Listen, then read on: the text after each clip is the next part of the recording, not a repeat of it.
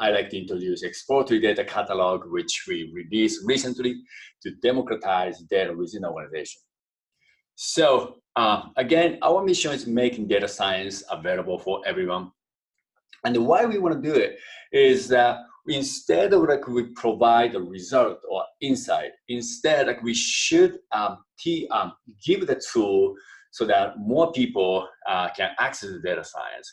Also, we want to teach them how to use the various data science methods so that you can analyze or understand your own data instead of asking somebody else to give you the result or the insights. We think that's more sustainable way, that's more beneficial, not just for the business, but even for the society. So therefore, we build a tool, which is the Exploratory Desktop, to do the data science easier for anyone, regardless of the background, and teach how to use data science to gain deeper insights from your own data. And therefore, the tool is Exploratory Desktop, and also we teach data science booster training, or online seminar like this, or we provide tons of tutorials on how to do various data science tasks or methods. But democratized data science is still hard. We've been doing this for almost 4 years. We're still finding it hard to do. And then it turned out that every time we talk to our customers, and the customers also having the same problem within their organization. They get data is more data and more data becoming available. So therefore they want to use the data. However, it's how to use the data or spreading the skill sets and the knowledge within the organization is hard. And typical problems though is that like these are 3 typical problems. So let me just kind of go one by one. So number 1 is about the data access. So we don't have the access to the data sources. Some people have, some people don't. So therefore, many people are just waiting for somebody to get that data for them. And the second problem is there's so many like spreadsheets flying around in the organization. So when you get the data in any format, typically in Excel, and you don't know if this is the right data set or not. Typical thing happen is after you visualize or analyze the data and somebody tell you that data was actually old or stale or wrong or something like that. So nobody knows which data is the right data set. And then number 3 is that this is actually kind of interesting because we wanted to make data wrangling, which is cleaning the data, transforming the data, preparing the data. And we want to make that process easier to do by using Exploratory's simple UI. However, there are always like a different skill sets. Some people are good at it, some people are not. And it takes a lot of time until like you're really used to it. So therefore, typically, you ended up like spending a lot of time on data wrangling. Many people say it takes like 60% or 80% of data analysis is about the data wrangling.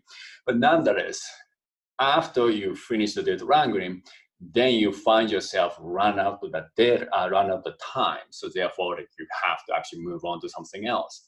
So that's a very big problem. So we realize before democratizing data science, we need to democratize data. I think that's it's really sort of like kind of a roadblock in like for many organizations to move forward, democratizing data science within their organization. So, like I said, it's probably like we can kind of categorize many problems. I'm sure like there are more problems than I stated it. But you can kind of categorize into these 3: data access, data governance, and the data readiness. So let's take a look at it one by one. So data access is basically the same thing. We want people want to make it easier to access all the data within the organization for everybody, so that like everybody can access the data and then can gain their unique insights, right? So the turned out, even like this can be this is actually our problem too. Like we want all the members to have all the access to the data, But at the same time, there's certain type of data, let's say like in a payment system or customer relational database, the certain type of data cannot be exposed to everyone. And when you're working with not only the employee within the organization, sometimes you work with people from outside as a consultant, then you can't really expose all the data, right? So something like this, you might have the payment system, like we actually use Stripe and whatever the payment system. And then you might have like a database, and then some folks use Excel for like entering the data. And then so there are various data. And some people obviously might have access to all the data, but some people don't. And so this data access thing is actually becoming a problem. And not only the access into the data sources, but also what level of the data can be accessed, right? So let's say like if you have like payment data, some folks may be able to access to their source data. So therefore, this person can access to the payment detail, each transaction level of data. And then like, this person can aggregate the customer level data, so like not like each transaction, but at the customer level, like how much this person spent over the last 12 months or something. And then like, this guy or girl may want to anonymize the customer's important, critical, sort of private information, such as customer's address or critical information and so on. And then maybe some of the people like don't have the source data, but it's okay to access to the aggregate level of data.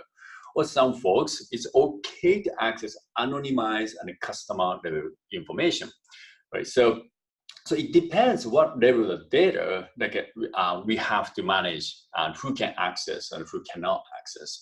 And this becomes a big challenge in terms of data access. So in a summary, we want to create an environment where everyone can access any data, but in reality, things are not that simple. So that's the headache for as a data access problem. Second problem is the data governance. So like often we hear like a customer saying like there are many spreadsheet data flying around via email, Slack, Google Docs, or like any like document sharing services, but nobody really sure which one's the right one to look at or even spend time on it. Like so you often like you receive the data, you might actually do something on that data, and then you send that via the email to other folks, or you might send that via Slack. Right? And then like, when you copy this data, if it's a single data just being duplicated exactly as it was, then that's fine. But what happened in the between, some people might manipulate that data. Some people might add some data or remove some data or maybe modify some data. So therefore, by the time you receive that data or the spreadsheet, you have no idea what happened before. So, so this data governance problem, basically, simply put, you can't trust the data you have, and which is a problem because we're talking about data science or the statistics side of things, and then like we care so much time about like confidence interval or statistical significance kind of stuff. But if the data you have, you can't trust, then what's the point, right? So this problem is also a big problem in terms of like data democratization. And then the third, which is last not least, is a data readiness problem. And so this one, like I stated at the beginning, but many folks actually ended up spending so much time on data preparation, and not enough time for analyzing the data, or even just for visualizing that data to gain insights. So what happens is that typically, like when the data comes out from the data source, typically data is not clean. It's almost like kind of funky format, or like it's not might be clean, but it's not ready for doing analysis. So you got to work on like transforming the data, clean up the data, and so on. So that's where we call it data wrangling. And then the problem is the skill sets are different among the people, among members. So some people are capable of doing it, or even quickly do it. But some people takes time for some people, and some people can't even figure it out. Therefore, that's the end of the story. What it turned out, so these problems like data access, data governance, data readiness, these are the old problems. It's not like any new problem, though it becoming more bigger problem as we have more data available every day. So, so what we did in this sort of like industry, like I've been in this industry for about like 20 years. And what we have done, like for example, 20, 30 years ago, was like something called data warehouse.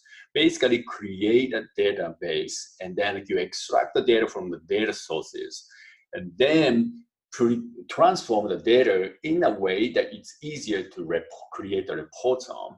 And then like save that data in this like a snapshot kind of data in the database. Therefore, like everybody access to this database instead of like going to directly to the data sources. And then there are people who manage this data warehouse, or make data warehouse and then take care of like how to transfer and do all the dirty jobs behind the scene. These are like typically used to be like IT engineers. Now we call them like data engineers. But this also has brought another problem, which is called, it's not like nothing special. It just becomes a bottleneck, right? So this is, again, it's been a problem over like the last 20 years because the data, when you start analyzing the data, the requirements never stop. Like you might want to take a look at it in a different way, or maybe the next day, like you might want to ask the different questions. Every time you have that, like you need the data to be in a different format. And then you have to ask these special people. And therefore, the more people want to use the data, the resource strain problem happens. So this process becomes slow. Typically, like, maybe like one data engineer is taking care of like a 50 data analyst or like a data, business folks who want to understand the data. So therefore, the process becomes slow. And then expensive. These folks are expensive, but it's not only that, you have to have not just the people, but also the environment, the data infrastructure. And it costs a lot of money. And also, again, the technology-wise has to be maintained, system needs to be maintained, and the people needs to be managed. So this whole process becomes very expensive. So therefore, if you work for like a big organization like Google or Facebook, it might be okay. But if you're working in a small and a medium organization, you typically don't have enough resources to make this data warehouse things workable solution. And there also, it's mentally, like if you have to depend on somebody to take care of the data side of the thing, that's basically slow down your data analysis process. And then therefore, like you stop even asking questions. So business needs to move quickly, right? Especially these days, like you use the data and make decisions, not just making decisions. You can't wait for like 3 months to make decisions. You have to make decisions right away. So therefore, you can't wait for this kind of, because of this kind of problem. So, and when you think about it, like why we want to democratize data science anyway, well, that's because we want to analyze, we want to use the data by ourselves. Why? Because we want to gain better insights from data quickly. And when I say like better insights, well, because we know what type of information we want to get. We know why we want that information. Therefore, like we want to use the data by ourselves. And then if we can answer the question from the data by ourselves, then like we can gain the insights quickly, and maybe we can take some actions and we can learn from it and then go back to the data again. So this whole process can be more quick, rapid, and also iterative, right? So that's why this like by ourselves, this sort of like a self-service aspect is very important. So we need to address the data access problem. We need to address data governance problem. We need to address data readiness problem in a self-service fashion. And how are we going to do it? Well, so that's where we got this exploratory data catalog. So exploratory data catalog is basically a server-based solution, it's a cloud-based solution, or you can actually install on your machine on-prem as well. But when you have the exploratory, basically you take the data and you prepare the data, and then you publish the data to exploratory data catalog. That's where you can publish and share and schedule. And therefore, it's a single source of truth for all your data. You can manage the data access, and also you can solve the data governance and readiness problems. So I'm going to go into more like kind of detail, like how this exploratory data catalog works. And at the end, I want to discuss how that can address problems for democratizing data. Okay, and then, so the life cycle of this exploratory data catalog is 6 steps. Number 1, prepare the data. Number 2, publish and then share, schedule, discover, and reproduce and extend. And let's take a look at one by one. Prepare data. Preparing the data is basically 2 parts. One, you want to import that data. You use exploratory to import the data from various data sources. Let's say like you want to get the data from Google Analytics, like type of cloud service. You can get that data. Or you might want to write a SQL query going against the database, and you can do that as well. You might want to import the data from a local file system or a remote file system, such as S3. You can do that as well. Once you import the data, like I said before, the data is usually not ready, right? Like for visualizing, analyzing data. Therefore, you want to do the data wrangling. So you do the data wrangling in exploratory. So that's the part like you prepare that data. And when I said the data wrangling, basically if you're using exploratory, it's on the right-hand side, right? If you, when you do all the cleaning or transforming the data, all the data wrangling steps start getting added at the right-hand side. So that's the data wrangling part. And once the data is ready, you think this is the data that you should keep using, or even like other people should keep using, then you want to publish that data to the exploratory data catalog. So you publish it. And then publishing is easy. You can just click on one button and then click on the publish button. And then once you publish the data will have its own unique URL, or it has its own unique page. And then in that page, this is like in the server side, so therefore you can open like Chrome browser, Safari browser, Edge, or whatever to open that data page. And it has 3 views: 1, summary; 2, table; 3, and metadata. And what are those? Well, summary is, if you're familiar with exploratory, that's exactly it. So summary view, so same thing, it's nothing new.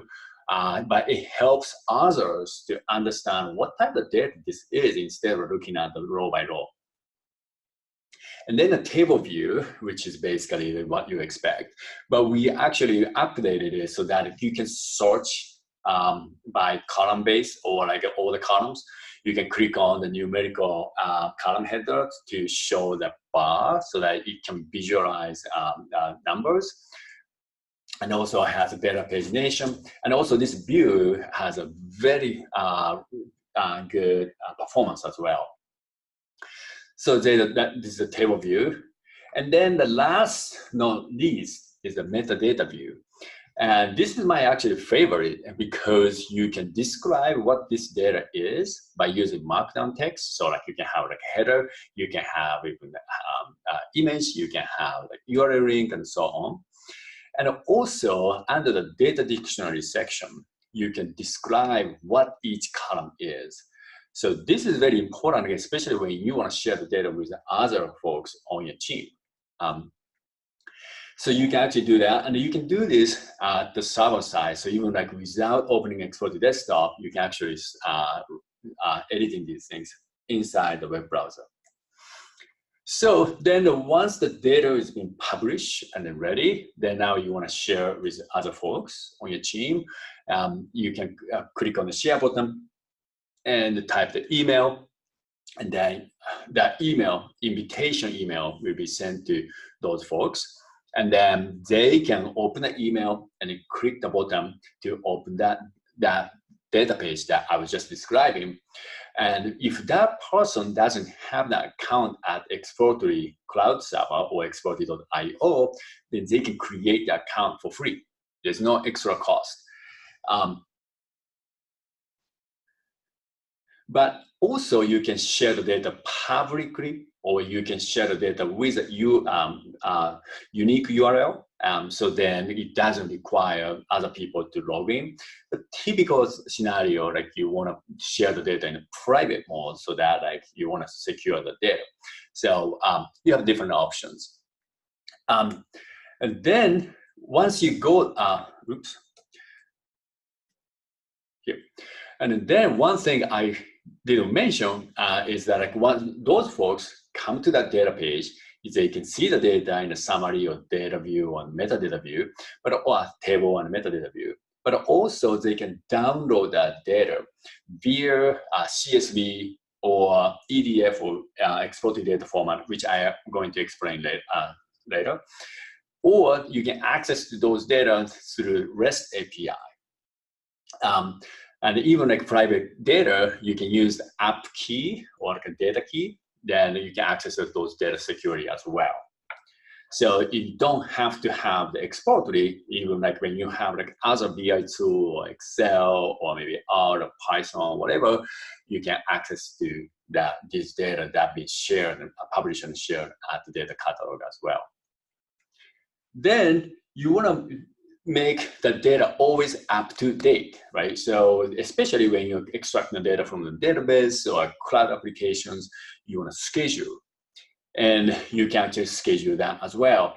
And then what happens is when you publish the data comes being uploaded to the server along with the data wrangling step, and also along with the connection if you have to access to, let's say, like Google Analytics or MySQL database or something like that. So therefore, the server can independently automate the data wrangling, data extraction, and the data wrangling process periodically. Like you can say, like, let's say, like every 6 o'clock in the morning or every hour and so on. Then the data gets ready without you opening the Exploratory desktop. So this is scheduler UI. And then once the data has been scheduled, so now like your data is always up to date. And then now the other folks, do you have to, so first time you share is fine, right? But what happens like 1 month later, 2 months later, you've been sharing like a bunch of data and many people different sharing different type of data. So things get messy. How are you gonna discover the data that you will share maybe like let's say 3 months ago? Well, we have a couple of solutions here. So first of all, my insight. When you go to Exploratory.io, and then right-hand side top, you see your profile icon. And when you click on it, you'll see that this My Insight menu. When you click, then you get this page where like all the data that you have, not just the data you might have like dashboard and notes, but in this seminar, I want to focus and zoom in on just the data part. So you see all the data being shared, you shared, or you have been shared by somebody else. You can see all list of the data here as well. And then this is, we call it Insight page, but the Insight page has its own data section. And with this page, you can search the data by typing, data name or tag or by the author. And then you can also use a sort by, let's say, like top view or most recent or top like and so on. And then you can set like the date filter as well. So, and also each data, you can add tags. So therefore, let's say like you might want to have like your own teams, tag, or like maybe like operation or maybe sales or whatever the subject, you can create your own tag. Any tag is fine. And then therefore, and when you click on tag tag, in this case operation, the tag has its own URL and also its own page. So if you bookmark it, and then any data being added here, you automatically see the newly added data in the same page as well. Now you and your team can discover the data. Now the last part, this is actually really the fun part, because now you have this single source of truth, which is like an Exploratory Data Catalog. Now you want to actually use that data to do data analysis or visualize the data. So you can actually go to that page and then import data as EDF or import the final result as CSV. And import as EDF, basically what EDF is, exploratory data format, which is basically not just the data, but the data with the data wrangling step. Therefore, when you go to the data page, download EDF, then import that EDF, that will reproduce the data exactly the way the data was prepared by somebody else. So right-hand side, all the data steps will be reproduced. And also, if you join with other data, let's say like you left join or merge rows or whatever, all those related data frames will be also reproduced. And then each data frame has its own data wrangling steps. So all of those steps will be reproduced. So therefore, if you want to verify or validate, like if this data was prepared in a way like I expect, you can actually check that. Also, you can directly fix the problem. Let's say like you find some error, you can fix right away and then republish that data as well. And here is another part, and this is actually, I think, something to do with the data access I was talking about. The data access is not about only who can access to which data source, but also who can access to what level of the data. So if you share the EDF, that means the person who import the data can see all the data from the data source to the final result by step. And maybe some of the steps might include some like private information that had to be masked or anonymized. But you can see all the data from the beginning, and you might not want to do it. In that case, you can just make that data to be only downloadable or exportable as a CSV. Then the other folks can import the data as a CSV of the final data result. And you can do that as well. And then this case though, with the current version of Exploratory Desktop, you can actually import that CSV or the final result of the data, right, directly within Exploratory Desktop. So select the left-hand side, select the data catalog from data frame menu. And then you see this right-hand side, the data catalog dialog. And then you can click on the import to import the data. If you want to know more about this data, you can click on open, which will open the web browser and it show those three views: summary, table, metadata. And then once you import the data, and then this is actually great, cool, because sometimes the person who shared the data might update that data, right? So, or the data is being scheduled, let's say like every day, and then you don't want to work on the data that's being old from like 2 months ago. So in that case, you can click on this refresh, re-import button to re-import the data from the Exploratory Data Catalog. So you can always work at the latest of the data. And also the Exploratory Data Catalog, this is especially like our cloud server thing, Exploratory Data Cloud Server side of the data catalog.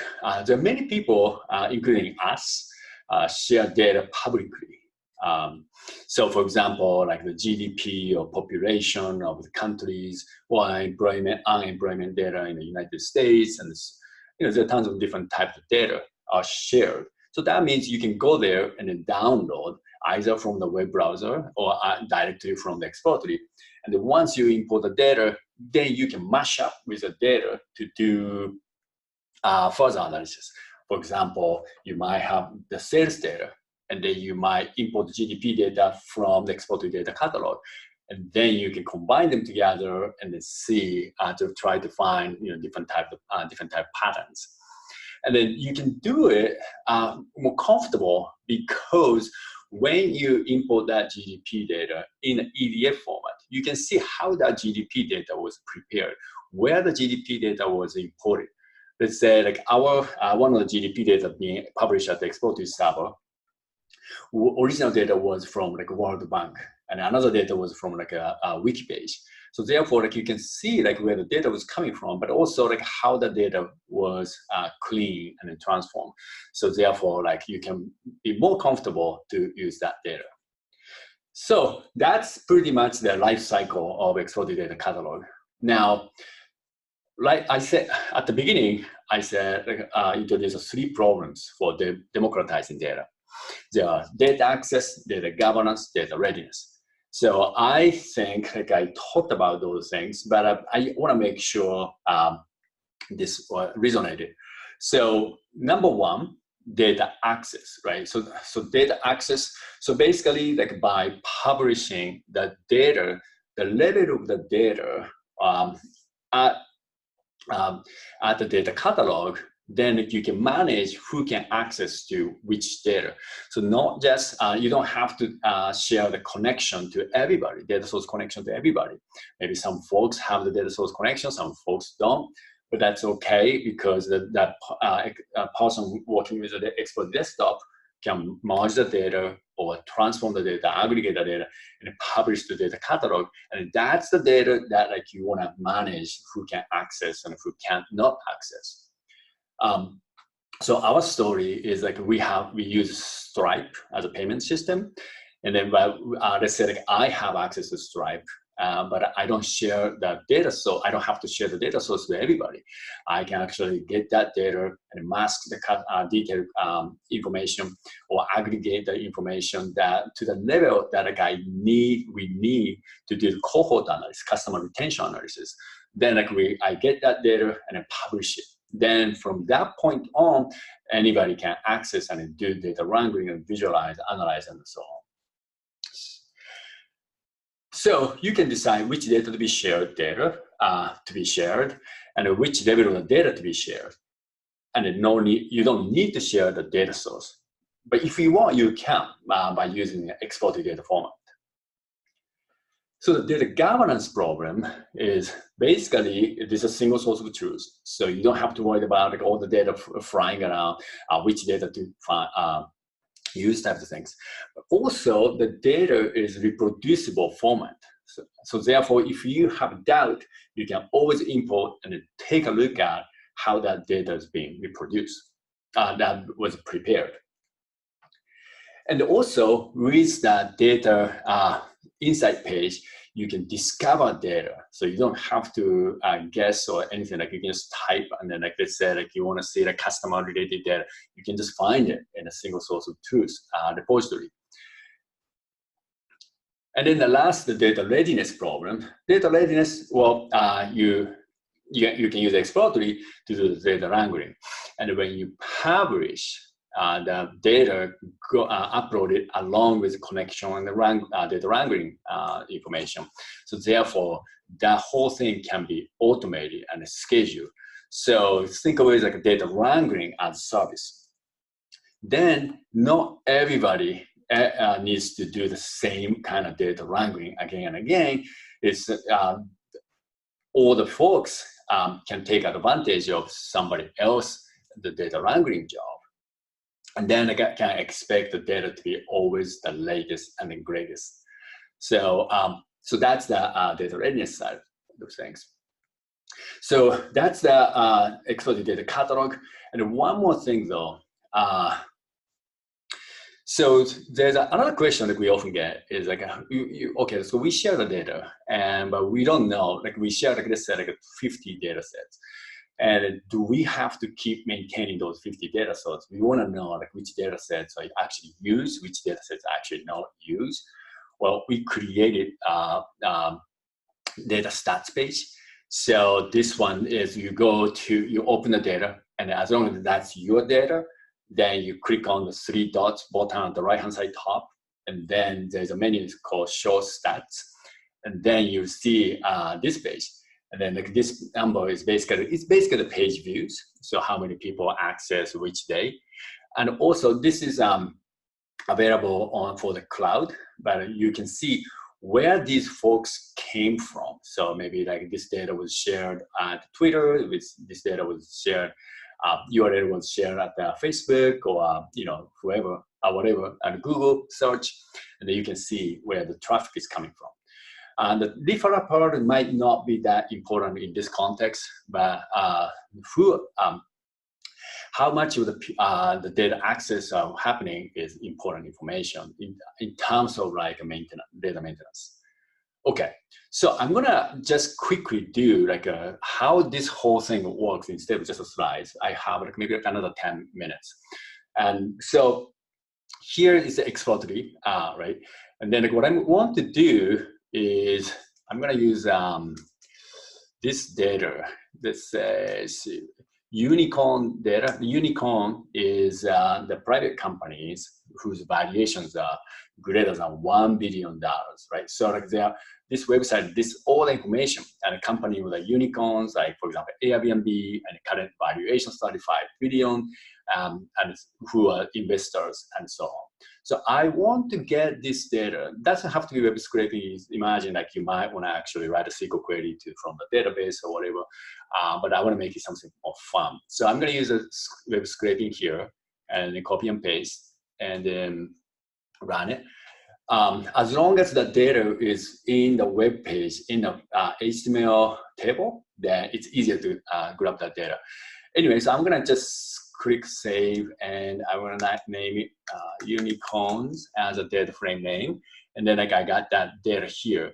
And this is a very typical situation, is that when I go here, this second column variations, obviously this is about the numbers, but it's actually character data set because there is a dollar sign. And the next one, the date joined, and this is the date that each company became the unicorn. This is date, but it's a character because maybe like some space or like this like a forward slash or something. So I'm gonna go quickly transform, prepare this data. So I just extracted and I'm doing a data preparation thing right now. So I want to convert to numeric, and I want to convert this one to change the data type to date. And this one is like a month, day, year order. So I'm going to select month, day, year order, and then run it. And then now like I have a numeric and date.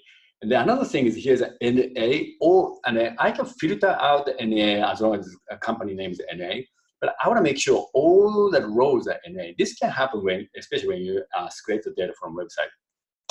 Anyway, in that case, what I can actually do from this plus button, then here's a keep only, and remove NA rows. That means all the columns are NA, then I can comfortably, I want to remove it. So like, I'm going to select this rows option, and then remove it. Now here, I want to do a couple text wrangling as long as I still have time. So here, there's a bunch of investors, not bunch, but some of the investors are separated by comma, right? So I want to actually count who investing each, how many folks, how many unicorns each investor have. For example, like SoftBank recently been in the news because they made pretty interesting investment in a WeWork.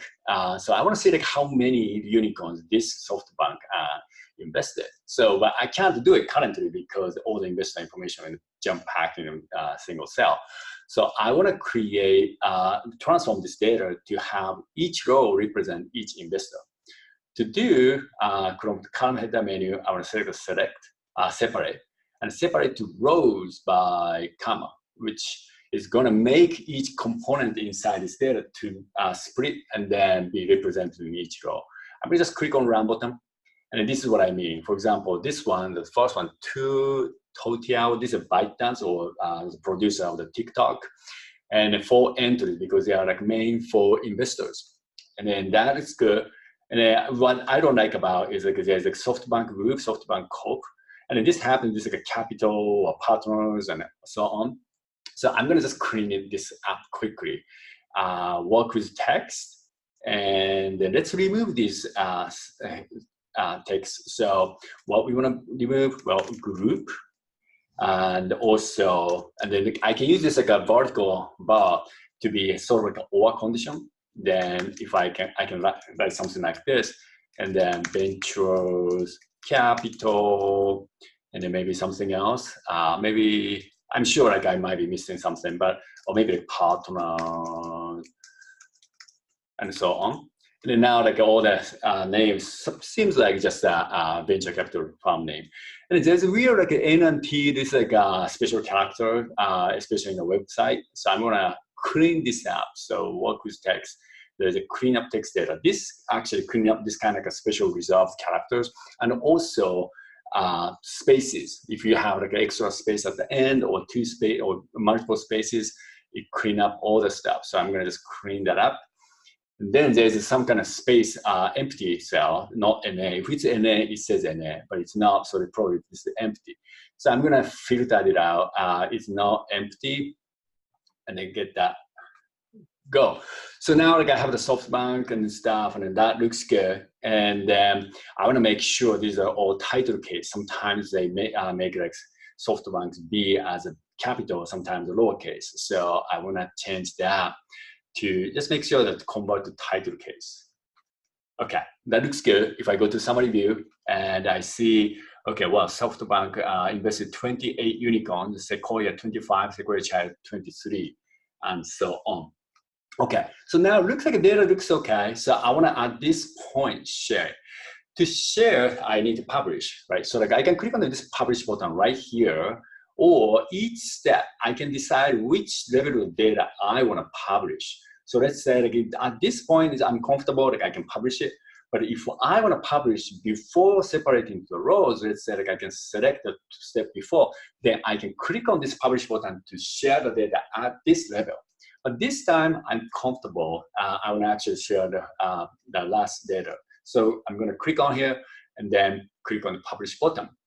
And then unicorn list data. I want to make sure just a demo. And then this is, you can type like unicorn startups, whatever the tag you have, and you can type the description. And then for now, like I can click, keep it in a private, let's say, and then click on the publish button. And if you want to publish that data public way, then you can uncheck this one.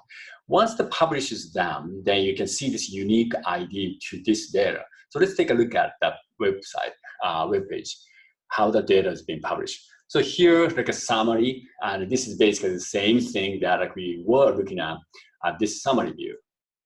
And the same information is being published. So if you share this data with other people find it useful.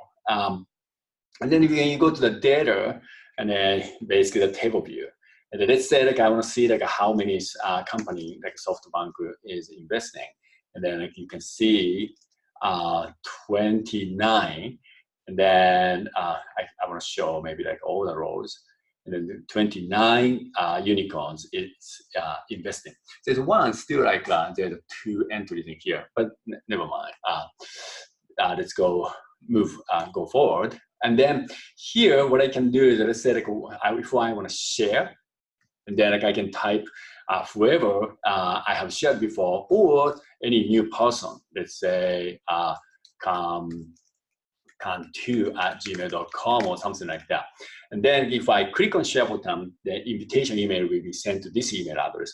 That person, if that person doesn't have the account of the Exploratory, then can create the viewer account, which is free. And so therefore, like you can share as many as you like without extra cost. And I'm gonna just, at this point, close it. And then what I wanna do is I can also schedule. And here the frequency, I wanna do, maybe this kind of data every day is fine. And then like whatever the time, maybe like it's 5 o'clock in the morning, I can schedule. Or I wanna actually refresh immediately, I can click on this refresh immediately button as well.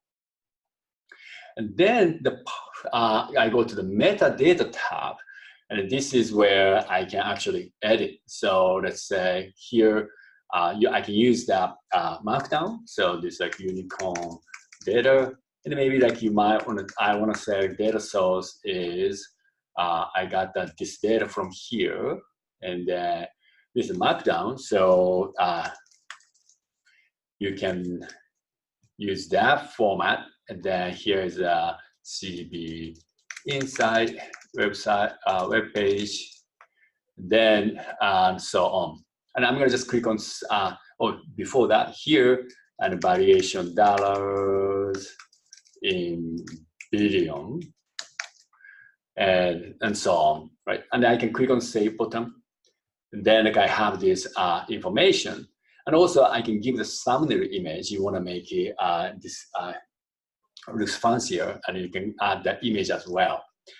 And then once you do it, and then like other folks can take a look at this page and then download this data as CSV or EDF, or directly by using a REST API as well.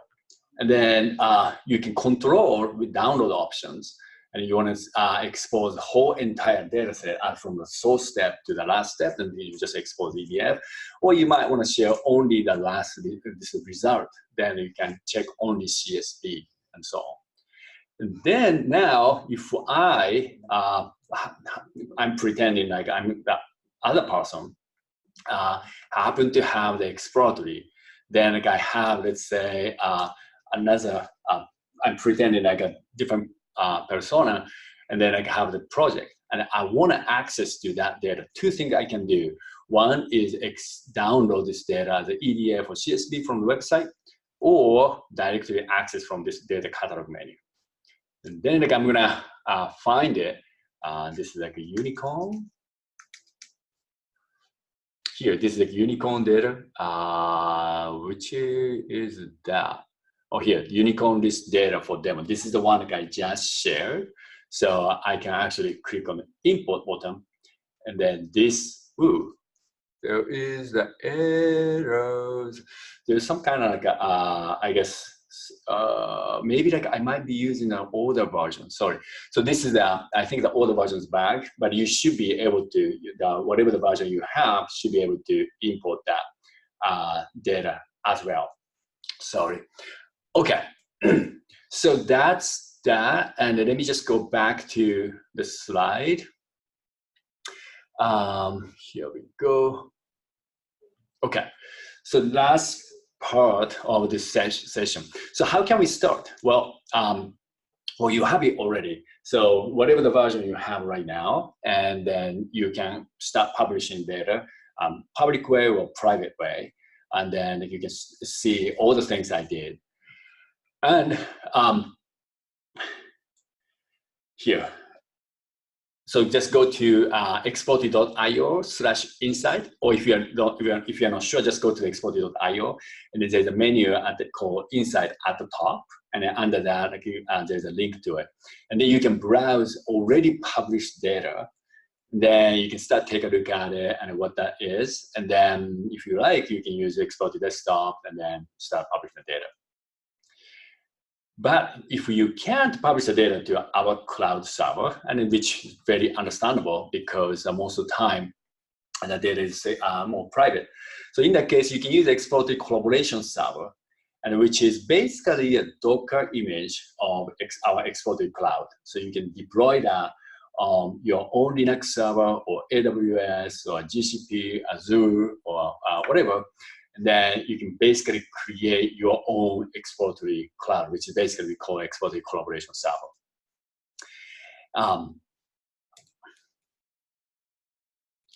And Exploratory Collaboration Server is not just for data catalog, it's also for the Insight catalog. So you not only the data, but if you created a dashboard, if you created note, you can publish these things. And then these can be published not just as the output, but also along with the data frames, along with the data wrangling step, along with the connection. Therefore, you can schedule. And then that means you can export, let's say, this dashboard or node as an EDF, basically exactly the same thing as the data. Then that means by importing this dashboard can reproduce every single step of the data wrangling and also the data frames. So that's it. Oh, sorry. And then the last one is the price. So we have updated the pricing for the collaboration server. So now it starts from $2,498. This is for annual, like for a year, and then up to 3 exploratory desktop users and also 10 viewers. This is for a collaboration server if you want to create the environment on your server.